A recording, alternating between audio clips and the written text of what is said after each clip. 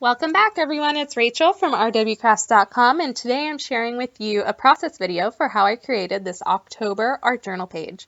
Now I'm starting out with the Gelato's color of cinnamon.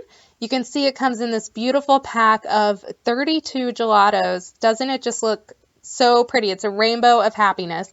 And I'm going to pair it up with some true blue colors that also come in that pack. So you can see I'm going to coat my entire art journal spread with the cinnamon gelato that I'm dabbing on a damp sponge.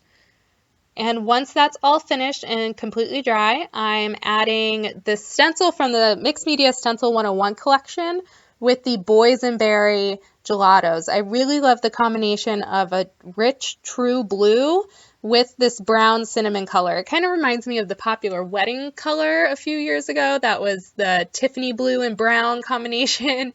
So we're going with all the blues and this beautiful cinnamon color.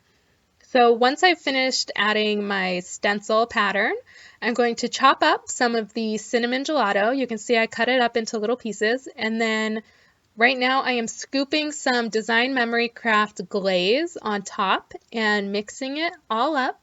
The glaze is very easy to mix with gelatos. It almost dissolves the gelato, so you can see you get this very smooth, creamy texture that I'm able to just cover on top with my I was going to say spatula, kind of, with my palette knife onto my art journal spread. I wasn't a total fan of how my sponged cinnamon gelato ended up working, so you can see I'm going to kind of cover it up. It was looking a little too terracotta stucco for me, so yeah, you'll see it get covered up as it goes on. So now I'm mixing some snow cone gelato with whipped spackle, and you really have to kind of just mash it good. And I'm going to put it over the stencil from the Mixed Media Stencil 102 collection. And I really just want to use those arrows. So I'm using the small flat part of my palette knife to just get right in those little arrows. And you can see I'm kind of making the design follow how I had my washi tape that I had originally. So I want where the washi tape is to kind of be the different movement areas of my art journal page. So I'm following along with all my stencils with that. Here you can see I grabbed some leaves from my backyard. These are oak leaves that I found, and I traced them onto parchment paper. Once I cut them out very carefully, because parchment paper, or it's like deli paper, it's very thin. So I cut them out, and then I put a very thin coat of gesso on top of them just so that they wouldn't rip so easily. And once the gesso dried, you can see I'm adding them to my art journal page with my Design Memory Craft Gel Medium. And I'm making sure to put it on underneath the leaves and also on top of the leaves so that it doesn't curl up. So I'm going to do that to every single one of my leaves and wait for it to dry. And now I'm going through and I will outline each one of the leaves with the textured gems. You may not have these. I'm not sure how many people own these, but they're beautiful. This gold color, when you see it up close, it's just very pigmented. There's a ton of sparkle in it. It almost has a glitter effect to it, and they dry rather quickly. So I'm able to outline this entire leaf and do all the other ones, and by the time I'm done with the third leaf, this one was dry already, so I can just get started with what I have planned next. So you'll see I outline each leaf with this gorgeous texture gem in gold. And now that it is all dry, I'm using the gelatos as a watercolor.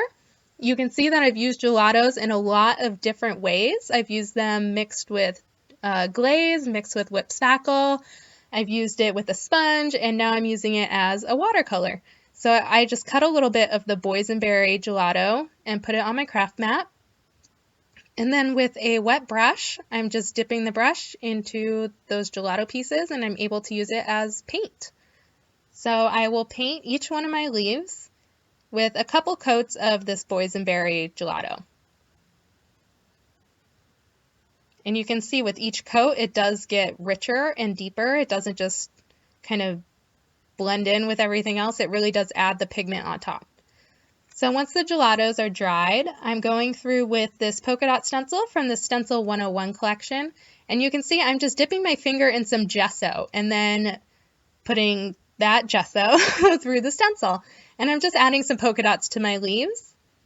And I'm using the gesso so that the color that I end up adding on top is on top of a white surface rather than being on top of the boysenberry gelato. So you can see again, I did that with all 3 of the leaves. And now I'm using a wet paintbrush and just dabbing that wet paintbrush directly on top of my cinnamon gelato. And I'm just doing a little half circle highlight on each one of those polka dots there, just to bring some of that cinnamon color into the leaf and not have it all outside the leaves. Just a nice little quick touch highlight.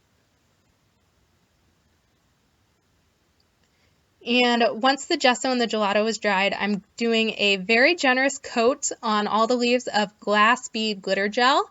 I love the glass bead glitter gel. I think I use it in almost every single project. And when it dries, it's completely clear, but has such a nice glittery just sheen to it. It's gorgeous. So I did that to every single leaf and let that dry. I like to let it dry naturally and without a heat gun so that you avoid any bubbles. And you can see I added the quote with the stencil and a black licorice gelato. I just did it letter by letter. And here is my final page. My favorite color is October. I also added, you can see there's some asphalt texture. It's very, very cool. Thank you for watching. Thanks for stopping by. All supplies are listed and linked in the description below. Bye.